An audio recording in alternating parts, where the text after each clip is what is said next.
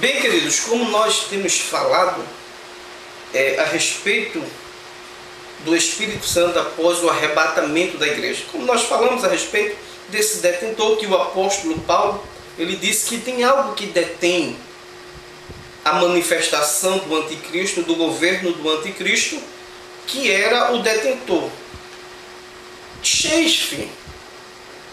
Levi Schaefer afirma em sua obra Teologia Sistemática, ele diz: a verdade central da passagem em discussão é que, embora há muito Satanás quisera ter consumido seu plano maligno para o mundo, introduzido seu último governante humano, que será o anticristo, há um detentor que impede essa manifestação para que esse plano de Satanás seja desenvolvido e completado somente na hora designada por Deus. Não é verdade? Ele diz que, como Paulo falou em 2 Tessalonicenses, capítulo 2, versículo 6 a 8, que existe um detentor, não é verdade? Que está detendo, que está impedindo que a manifestação do anticristo aconteça. Mas, querido, quem é esse detentor? Várias respostas já foram dadas quanto à identidade desse agente de detenção. Exemplos: Alexandre Reze diz que o detentor foi o Império Romano sobre o qual Paulo viveu. Segundo Oge e Weine, eles afirmam que o detentor era o governo e a lei humana. Segundo George, em seu livro The Antichrist, o anticristo afirma que Satanás é o detentor. O grande teólogo Geraldo Escante apoia que o detentor é a igreja. A interpretação mais convincente é que o detentor é o Espírito Santo. O trabalho do Espírito Santo com o crente na tribulação. É como nós falamos que Paulo, ele traz essa questão, que o anticristo se manifestará quando o detentor for tirado. Não é verdade? Aí diz aqui, querido, e fica essa questão: como será a atuação do Espírito Santo? Será que será da mesma forma que atuou na vida dos apóstolos a princípio do dia de Pentecostes? Será que atuará da mesma forma que atua em nossas vidas nesses últimos dias, batizando, curando, renovando, enchendo? Será que a atuação do Espírito Santo será da mesma forma que nos dias apostólicos, que nos dias atuais? Vamos lá, o trabalho do Espírito Santo com o crente na tribulação. O fato de que o Espírito Santo é o detentor a ser retirado da terra antes do início da tribulação não deve ser interpretado como uma negação de que o Espírito Santo seja onipresente ou de que continue a operar no final desta era. O Espírito Santo trabalhará dentro e por meio de homens. Só se insiste em que os ministérios exclusivos do Espírito Santo ao crente neste presente século, como batismo, habitação, selo e enchimento, terminarão. Isso é uma tese do escritor que, pesquisando, eu achei que ele nos afirma que o Espírito Santo vai continuar atuando. É como o comentarista da Bíblia de Estudo Pentecostal, Donald Stamps, ele afirma, como ele disse aqui, no começo dos 7 anos de tribulação, o Espírito Santo será afastado. Isso não significa ser ele tirado do mundo, mas que cessará sua influência restritiva à iniquidade, ao surgimento do anticristo. Todas as restrições contra o pecado serão removidas e começará a rebelião inspirada por Satanás. Nós vemos que o Espírito Santo, ele vai ser tirado, não é verdade? Mas ele vai continuar a trabalhar com os crentes da época, aqueles que aceitaram a Jesus, aqueles desviados que no período da grande tribulação foram alcançados pelo Evangelho, foram alcançados pela pregação, porque como nós falamos, vai haver pregação, a palavra de Deus vai continuar com a sua inspiração, o Evangelho vai ser pregado mesmo no período da grande tribulação, e algumas pessoas vão aceitar a Jesus. Não é verdade? Mas hoje nós vemos que nesta época o Espírito Santo vai trabalhar de outra forma. Tem uma explicação do professor Walford, que ele diz assim: há poucas evidências de que os crentes serão habitados pelo Espírito Santo durante a tribulação. O período tribulacional parece voltar às condições do Antigo Testamento de várias maneiras. E no período do Antigo Testamento, os santos jamais foram habitados permanentemente, exceto em casos isolados, apesar de serem encontrados vários casos de plenitude e um espírito de capacitação para serviço. E ele diz aqui: considerando todos os fatores, não há evidência da presença habitadora do Espírito Santo durante a tribulação. Se o Espírito residir no crente durante a tribulação, no entanto, segue-se que serão selados pelo Espírito, pois o selo é sua propriedade presente nele. O que é que o comentarista ele quer dizer com isto? Que o Espírito Santo ele vai ser da mesma forma, atuar da mesma forma que atuou no Antigo Testamento. No Antigo Testamento não era todas as pessoas que tinham o Espírito Santo. O Espírito Santo era, podemos dizer assim, não era todo mundo que tinha.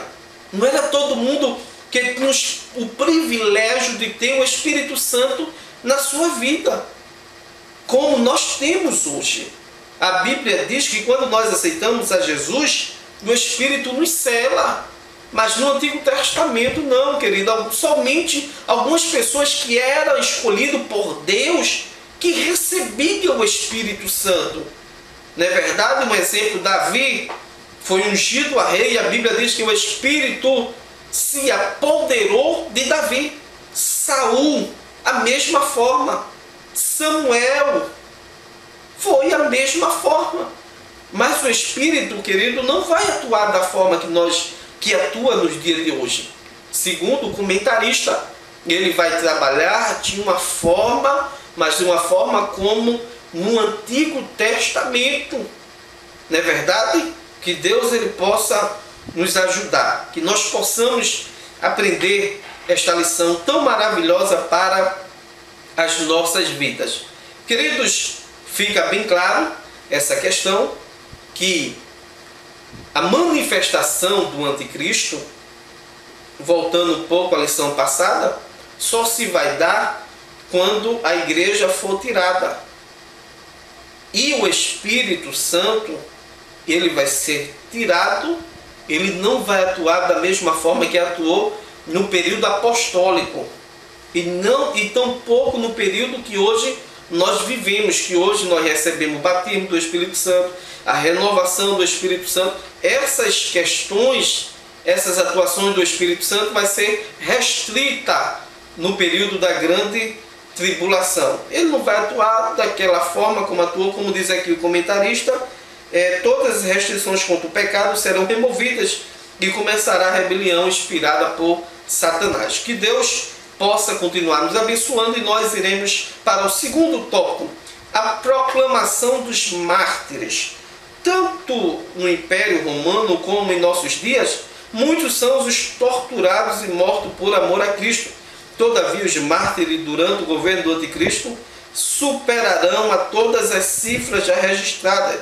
Serão o holocausto dos holocaustos. Nós vemos aqui, ele diz: identidade dos mártires. Chamaremos de mártires aqueles que na grande tribulação arrepender-se-ão de seus pecados e se recusarão a adorar a imagem da besta e a receber o seu código. Eles são mostrados no Apocalipse como uma multidão a qual ninguém podia contar, de todas as nações e tribos e povos. E nós vemos, queridos, que esses mártires, como a Bíblia ela nos fala, no livro de Apocalipse, capítulo 7, e o versículo 7 e o versículo 9 do livro de Apocalipse. É um assunto muito bom, essa questão deste assunto que nós estamos estudando. Para nós, vamos ler a partir do versículo, capítulo 7, versículo 9. 7 e 9 diz assim: depois destas coisas olhei e eis aqui uma multidão a qual ninguém podia contar, de todas as nações e tribos e povos e línguas, que estavam diante do trono e perante o Cordeiro, trajando de veste branca e com palmas nas suas mãos, e clamavam com grande voz, dizendo: salvação ao nosso Deus, que está sentado no trono, e ao Cordeiro. E todos os anjos estavam ao redor do trono e dos anciões e dos 4 animais, e prostraram-se diante do trono sobre o seu rosto e adoraram a Deus, dizendo: Amém. Louvor e glória e sabedoria e ações de graças e honra e poder e força ao nosso Deus para todos sempre. Amém. E um dos anciões que falou, dizendo: estes que estão vestidos de veste branca, quem são e de onde vieram? Aí eu disse-lhe: Senhor, tu sabes. E ele disse-me: estes são os que vieram da grande tribulação, lavaram as suas vestes e a branquearam no sangue do Cordeiro. Nós vemos aqui que o comentarista ele fala a respeito deste assunto. Como nós falamos, vai haver salvação no período da grande tribulação. E João disse que viu aquela multidão de pessoas que estavam ali, e o ancião pergunta: quem são esses? E ele disse: são aqueles que lavaram a sua roupa no sangue do Cordeiro, como diz o versículo 14. Estes são os que vieram da grande tribulação, lavaram as suas vestes e as branquearam no sangue do Cordeiro. Isso nos mostra que há salvação no período da grande tribulação. Mas nós queremos pregar a salvação hoje, não que deixe para esperar para o período da grande tribulação, quando a igreja for arrebatada. Não é verdade? Nós vemos aqui que vai haver salvação no período da grande tribulação. E os mártires são aqueles, como diz aqui, aqueles que não aceitaram o sinal da besta. Aí diz aqui: a fé sob o martírio. Por causa da sua postura confessante e testemunhal, serão degolados pelo governo do anticristo. Eles, porém, não temerão perturbar o império do mal com o evangelho do reino. Nós sabemos que muitas pessoas serão perseguidas no período do governo do anticristo. As pessoas que não querem aceitar o sinal da besta, e aquelas pessoas que vão se arrepender dos seus pecados. Não é verdade? Como diz no livro de Apocalipse, capítulo 20, e o versículo 4, que diz assim: e vi tronos e assentaram-se sobre eles aqueles a quem foi dado o poder de julgar, e vi as suas almas daqueles que foram degolados pelo testemunho de Jesus e pela palavra de Deus, e que não adoraram a besta nem a sua imagem, e não receberam sinal na testa nem na mão, e vieram e reinaram com Cristo durante 1000 anos. Veja que coisa, mesmo no período, querido, que me chama a atenção é que essa questão do período da grande tribulação, do governo do anticristo, do implantamento do reino do anticristo, ele trará um pouco para a história da igreja primitiva. Nós vemos que no período da igreja primitiva, quanto mais as pessoas eram mortas no Coliseu, perseguida, Nero tocava fogo nas pessoas, matava as pessoas, dava as bestas feras. Quanto mais ele fazia isto, mais pessoas aceitavam a Cristo. Com aquela situação que viam não é verdade? Com aquela situação, me lembra do mártir de Tiago, que Tiago foi levado para ser enforcado, para ser morto, e dos soldados romanos que estavam escoltando ele, Tiago começou a falar de Jesus. E segundo Irineu e Flávio Joséfo, ele diz que aqueles dois soldados ficaram tão admirados com a coragem, com a força com que Tiago estava encarando aquela situação, que eles chegaram e disseram: olha, Tiago, o que é que eu posso fazer para ser salvo? Para aceitar a Cristo, aceitar o Evangelho. E eles aceitaram Jesus. Segundo o historiador também Eusébio Cesarelli, diz que eles foram mortos juntamente com Tiago. Por quê? Porque era a força, na verdade, dos mártires ali naquela época. E não vai ser diferente também neste período da grande tribulação, como nós falamos, da grande tribulação. Queridos, o terceiro tópico nos fala sobre a proclamação dos 144 mil. Além dos mártires oriundos de todos os povos e nações, haverá um grupo de 144 mil judeus, que também estará confessando a Cristo durante o governo do anticristo. Isso é um assunto a respeito desses 144 mil. A identidade dos 144 mil são israelitas que se converteram a Cristo logo após o arrebatamento da igreja e precederão a conversão nacional de Israel, que se dará no final da grande tribulação, como relata o profeta Zacarias, capítulo 12, versículo 10. Por isso são tratados por Deus como as suas primícias. Nós vemos aqui a respeito desses 144 mil judeus, segundo o comentarista da lição. Aí o quarto tópico nos fala sobre a proclamação das testemunhas. Se bastou Moisés para perturbar o Egito e Elias para conturbar o reino apostata de Israel, o que não farão dos profetas semelhante a eles, atuando conjuntamente? É o que se dará durante o governo do anticristo, sobre a proclamação das duas testemunhas naquele período da grande tribulação. Na verdade, que eles irão pregar o Evangelho e pregarão o Evangelho de uma forma eficaz naquela época. Segundo algumas pessoas, tentam descobrir quem são essas duas testemunhas, mas nós não iremos entrar nesse detalhe. O primeiro subtópico do tópico 4 diz aqui a identidade das duas testemunhas. Quem serão as duas testemunhas do Apocalipse?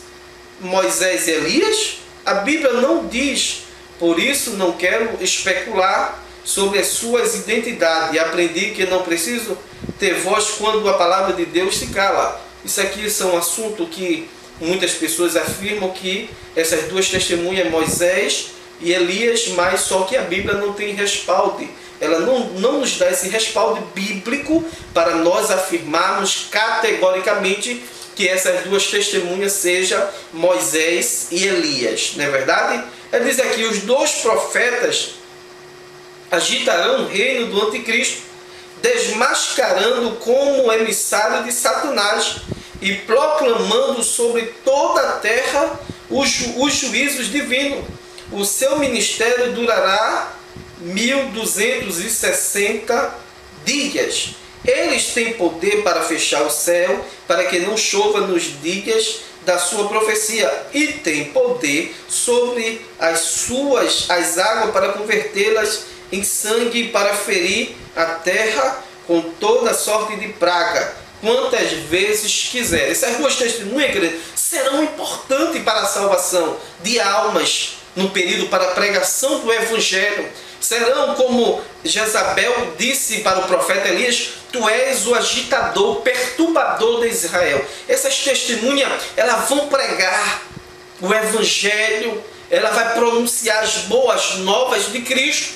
Elas agitarão, queridos, a questão. Eu começo a imaginar neste momento, neste dia de hoje, O anticristo querendo ser aquela pessoa boazinha, mas as duas testemunhas vão chegar e vão revelar realmente quem são eles. Não é verdade? Eles vão pregar o evangelho. Eles vão anunciar as boas novas, vão agitar, dizendo: olha, tu és enviado por Satanás, tu és enviado pelo maligno. E eles vão trazer: olha só, Jesus salva. E muitas pessoas aceitarão a Cristo, se arrependerão dos seus pecados naquela época, no período da grande tribulação. Por isso que João, ele nos mostra no livro de Apocalipse, capítulo 7, como nós lemos, uma grande multidão que aceitaram a Jesus. O amor de Deus, ele é tão grande, porque mesmo neste período vai haver salvação. As pessoas vão se arrependerem, mesmo com as dificuldades, as perseguições, sendo obrigado para receber o selo. Mas mesmo diante dessas circunstâncias, almas se renderão aos pés do Senhor, e nós damos glória a Deus pela misericórdia do Senhor sobre as nossas vidas e neste período da grande tribulação. O segundo ponto diz: a morte das duas testemunhas. Terminando o seu ministério de 42 meses, a besta os matará e espoliar os corpos na praça da cidade, que espiritualmente se chama Sodoma e Egito, e todos se alegrarão com a sua morte. Queridos, nós vemos aqui que a história já está registrada. Ele diz aqui que depois de 42 meses a besta matará. Querido, Satanás será tão submisso a Deus que até a história já está escrito. Aquilo que vai acontecer no período da grande tribulação está escrito. Ele não vai poder matar as duas testemunhas antes dos 42 meses. Não, tem que ser no momento certo. Porque Deus é aquele que está no controle de todas as coisas. Jesus, como ele disse, todo o poder foi me dado no céu e na terra. Deus está no controle de todas as coisas, mesmo no período do anticristo. Mas que Deus ele possa nos ajudar. Nós vemos que a lição está terminando a respeito. E nós vemos aqui o terceiro ponto, que fala sobre a ressurreição das testemunhas. Nós sabemos que vai morrer, como Apocalipse capítulo 11 e o versículo 8, eles nos diz aqui, 11:8 de Apocalipse, ele nos diz que as testemunhas vão ser mortas. Apocalipse capítulo 8, Apocalipse capítulo 11 e o versículo 8 aqui, ele nos diz assim: e jazera o seu corpo morto na praça da grande cidade, que espiritualmente se chama Sodoma e Egito, onde seu Senhor também foi crucificado. Nós vemos que as duas testemunhas vão ser mortas, mas também a Bíblia diz que as duas testemunhas também ressuscitarão. Diz aqui: depois de 3 dias e meio, Deus enviar-lhe-á o Espírito de vida, pondo-os de pé à vista de todos. Em seguida serão levados para o céu. Logo após o seu arrebatamento, a cidade será abalada por grande terremoto.